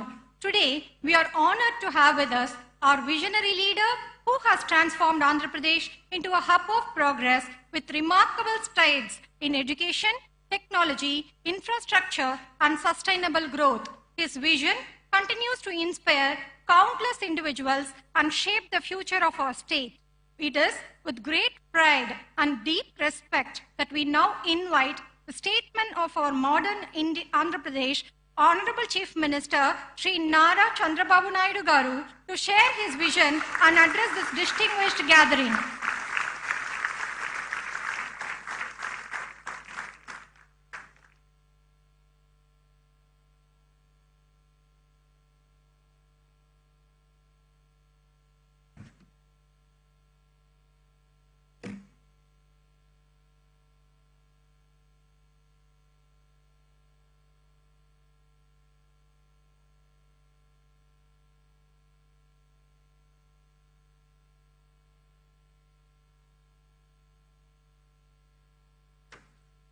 Honorable Minister of State for Rural Development and Communications, Government of India, Dr. Chandrasekhar Pemmasani, Honorable Member, Niti Ayog, Dr. V.K. Saraswat, Pro-Chancellor, SRM University, Sri P. Satyanarayana Garu, Chief Secretary, Government of Andhra Pradesh, Sri Vijayanand Garu, Pro Vice Chancellor SRM University, Professor Satish Kumar, Director, CSIR, NCL Pune, Ashish Lele Garu, President CEO, Synergen Green Energy, Sri Pranav Tanti Garu, Executive Director, Research SRM, respected Sri Narayana Rao Garu, Convener, NIJAM, Sujit Pillai Garu, and industrialists and friends and media. I am very happy to be here second time after I assumed charge. Today, one of the most important subjects SRM is conducting. Really, I appreciate them. This is Green Hydrogen Summit 2025.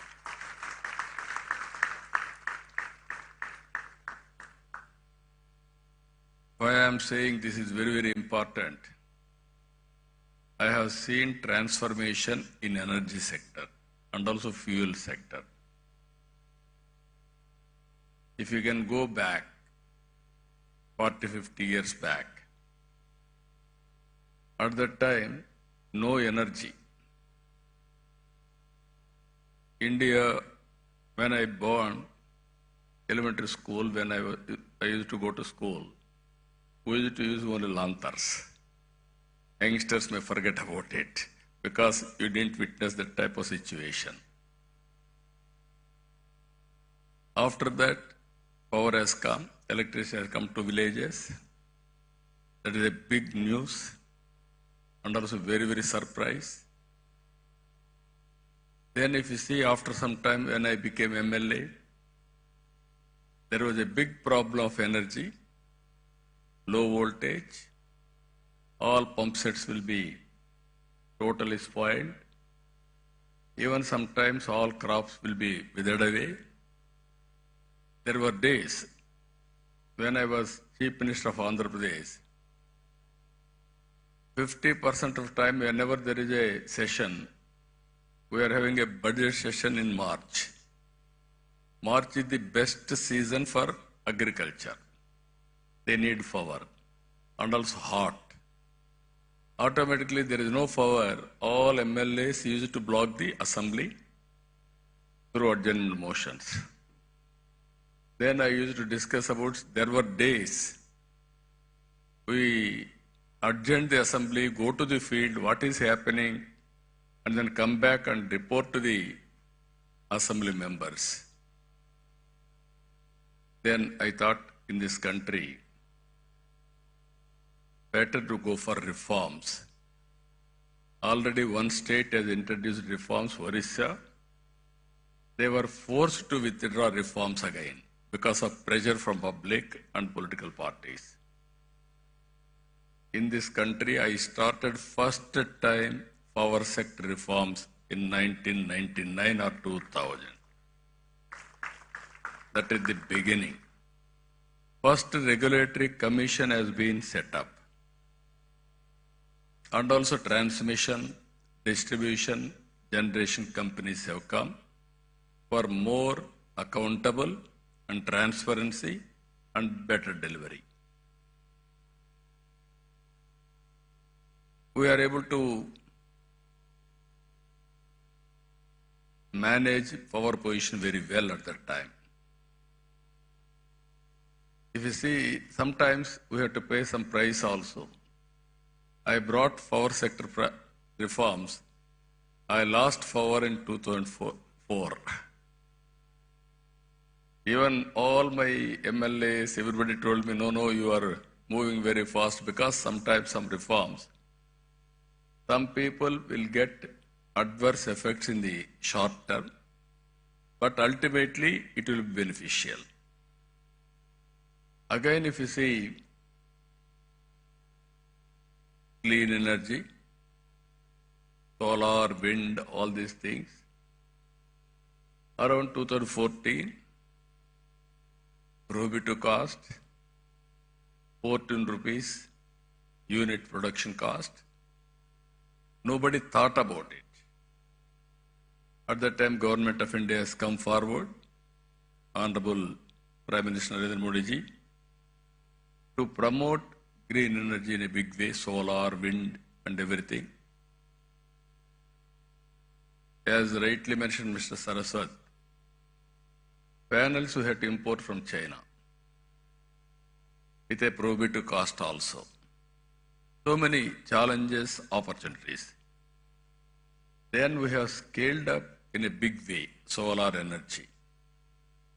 Now it has come 2 rupees 20 paisa. And also, once we don't know where power is coming, today you can generate power at your rooftop. Even SRM can generate power, required power for the university campus. That is the stage today. Because of solar power is coming, but it is only daytime when there is sunlight. There is a wind power. It will come only evening, that too whenever there is a wind. Now, pumped energy, that is one more concept I started not now. Around 95, 97, in Sri Salem, I started reversible pumps for peak load factor, how to manage. Then that has gone at the time, sometimes power demand also is changing according to situation. Earlier I had a problem, power shortage in the evening and also morning, 10 to 11 like that, because agriculture operations. Today, power is generated during the day. I don't have any problem in the morning.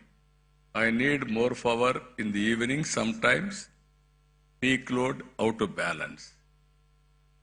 Now pumped storage energy has come. Battery has come. Battery is very costly. But ultimately, sustainability is the problem and cost is the problem. Now we are all talking now. Clean hydrogen.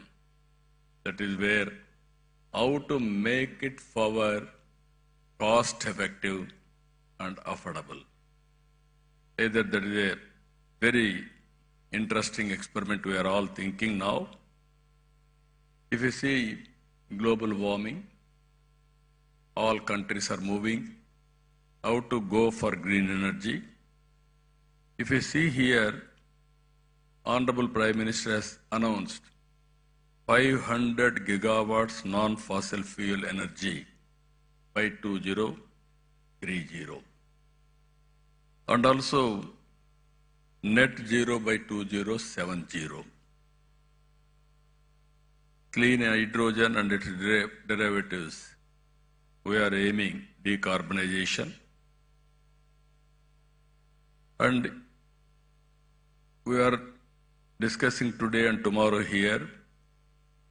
This is where circular economy, recycling of water, recycling of energy recovery, so many things we are going to discuss. In this, Andhra Pradesh wanted to play very major role. There is one advantage I wanted to inform all of you. Andhra Pradesh, one advantage solar, second advantage wind, third advantage pumped energy, fourth advantage we are having beautiful sea coast, nearly 1,000 kilometers. Now green hydrogen, you wanted to, green hydrogen or ammonia, all these things you want to export. You need port facility. We are having 1,000 kilometers. Now people are coming to Andhra Pradesh because this is another advantage for us. Now in Visakhapatnam, our NEDCAP and Government of India NTPC subsidiary, they are going green hydrogen. Even Greenco is coming in a big way. Already they are having one hybrid model, what I told you very clearly, solar, wind and also pumped energy, very cost effective. Now they are going in a big way, green ammonia in Kakinada. Even one more friend from England has come now to start basing on Krishnapatnam. Now every 50 kilometers there will be one port in Andhra Pradesh in the near future. That is our plan. So that I wanted to make it logistics hub. If you see water is available, even I can say my chief secretary, who is an energy secretary also, he had an abundant experience in energy. I started power sector reforms. He worked nearly 14 to 15 years in energy sector. No other IAS officer had knowledge about it. He had enough knowledge. With all these factors, what I wanted to announce here, even Andhra Pradesh wanted to contribute nearly 160 gigawatt capacity of green energy in the near future out of 500. This is the policy we have announced with 10 lakh crores investment and also 7.5 lakh employment, and also green hydrogen and its derivatives 1.5 million metric tons per annum, electrolyzer manufacturing capacity 3 gigawatt, solar energy projects 78.5 gigawatts, wind energy projects 35 gigawatt, pumped storage energy 22 gigawatts. No other state is having this advantage. They may not have water or also hydrological balance also.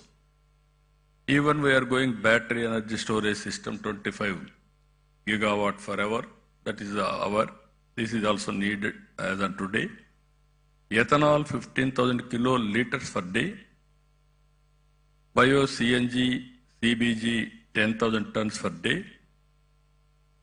Clean tech manufacturing 20 gigawatts. Mine module molecular. Even we are going electric vehicle charging infrastructure, nearly 500 stations. For this, we have given excellent incentives. You can go ahead. You can see incentives. Even incentives for electrolyzer manufacturing also one of the best policy.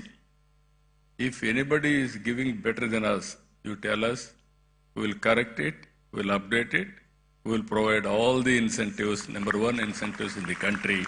That is our commitment. So far, even so many companies have come. Even Reliance Industries has come. 500 compressed biogas plants. They are going to spend 65,000 crores.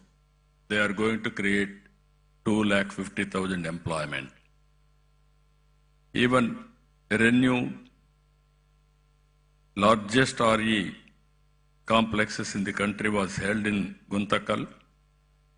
They are going to spend 22,000 crores and also 1.50 gigawatt renewable energy project, along with one GWH PESS in 2 phases with the employment generation of 4,000. Even Power Renewable Energy Private Limited signed MOU. This is 7 gigawatt wind, solar, hybrid power projects with an annual estimated investment of 49,000 crores and employment potential of 33,000 employment. So this is where another company, AP, I told you already, NTPC and NetCap, Greenco also. Very interestingly, if you see history, in 83 my party announced fertilizer plant in Kakinada. Then one entrepreneur who is selected, KVK Raju, he started Nagarjuna Fertilizers. Today, Greenco has taken over that Nagarjuna Fertilizers. They are going ammonia. At that time, we have given fertilizer plant. Today, same premises they are converting into ammonia. That is the change we are doing. That is the change it is happening. As I rightly mentioned, we are having all advantages. Solar, even some states, some countries, They may have some advantage, sometimes some missing. In Andhra Pradesh, we are having all advantages. Solar, wind, pumped energy, even water is also important for pumped energy. So water is available. And at the same time, if you see further, ports are very, very important for exports. Even green hydrogen, we need water. We are having water. There is a problem, we are having sea also. We can use water from seawater also for conversion, all these things. That is plenty of water is available in Andhra Pradesh. With all these things today, I really appreciate SRM for conducting historical meeting in Amaravati. Why I am saying historical meeting? Recently, originally if you see, Hyderabad I started high-tech city focusing IT. Recently in Amaravati, we started Quantum Valley focusing artificial intelligence. Now today, I am very happy. We are focusing Hydrogen Valley starting from here. One is Quantum Valley, quantum computing, technology with deep tech, everything. How to protect environment. There you need green energy and also downstream industries, total ecosystem. You can imagine if you can protect nature and you can use technology in a big way, sky is the limit for development. Or otherwise we'll have all problems. That is where two valleys are coming here. One is Quantum Valley for computing and also technology. One is Green Hydrogen Valley from here to protect nature for sustainability. That is very, very important. Here I am asking SRM. They have done good work. This is only the beginning. I am requesting SRM to take lead to bring industry, green hydrogen players who are all in the field, and also research organizations and all users. How to take to logical conclusion. Today, it is a matter of cost. If you scale up, and at the same time, if you can go for innovations, you are all here. Our youngsters are also here. Continuously you will think you will get so many solutions. How to get best solution for reducing the cost, thereby affordability. That is only a game changer. For this hydrogen storage, transportation, and so many things, we can work it out. There I am saying today, after today, tomorrow, all discussions will conclude. We will declare Amaravati Green Hydrogen Declaration 2025.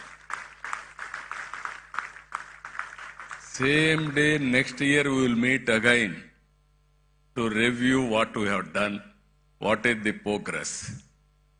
Bring knowledge available globally, bring all experts and players available globally, and also we will improve further with value addition. If you can provide all solutions, I am here to give proof of concept. Some chief ministers may not understand, but our Prime Minister is very clear.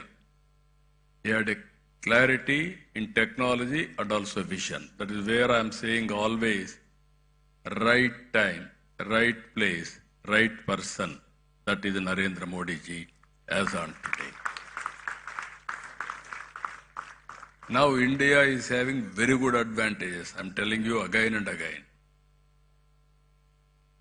Reforms has been started in 1991. First more advantage in technology, that is 1995. Demographic dividend as a windfall gain. All other countries are facing a problem of aging, where India is able to provide capable and also very, very effective human resources to solve their problems. That is the strength of India today. Even some countries are depending on India for solving their problems or serving their community. India is having capacity to serve that. So with all advantages, I am appealing all of you, 2 days, have a good time, and also bring all innovative ideas and give it to us. We will implement it. We will meet again next year, same time here. What we have done, proof of concept, and then scale it up, then replicate, then it will be model for the global community also. That is where we are going to do it. I am very happy. This is very, very innovative summit and creative summit. Earlier, all education institutions means only teaching, only academic, not application.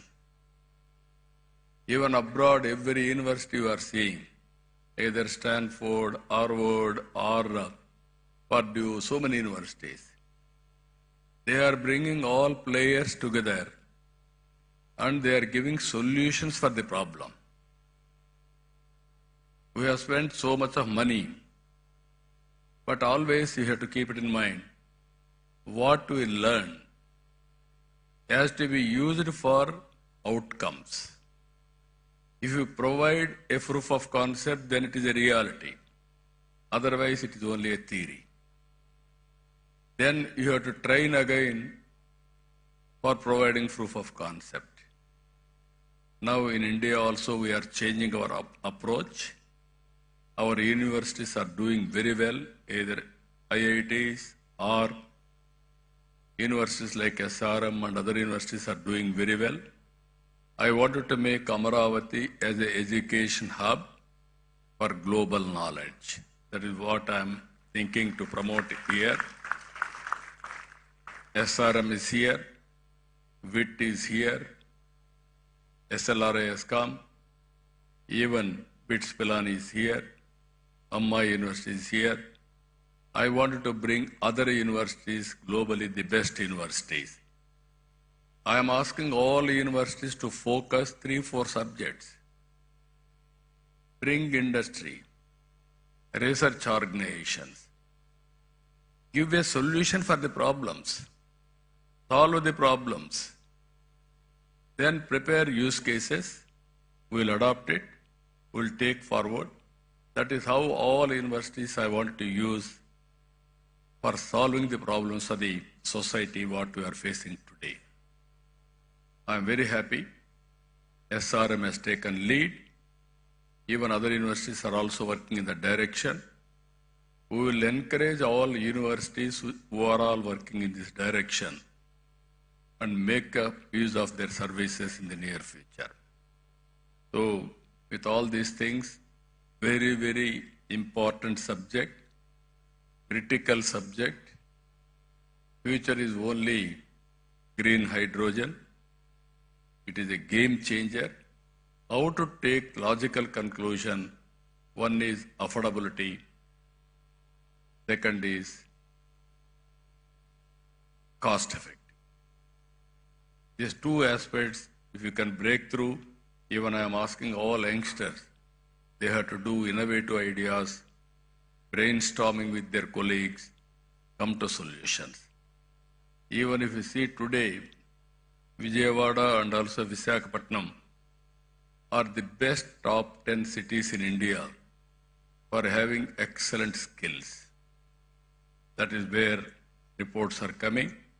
In future, Andhra Pradesh will be the best state for entrepreneurship and also skills available in the country. That is what is going to happen in the near future. With all these things, really, I appreciate Mr. Satyanarayana, Pro Chancellor, SRM, and Narayan Rao.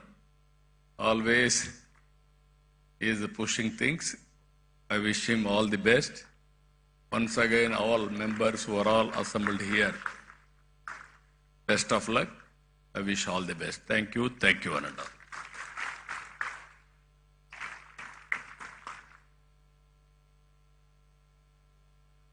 We are immensely grateful for having you here, sir, and for sharing your vision of positioning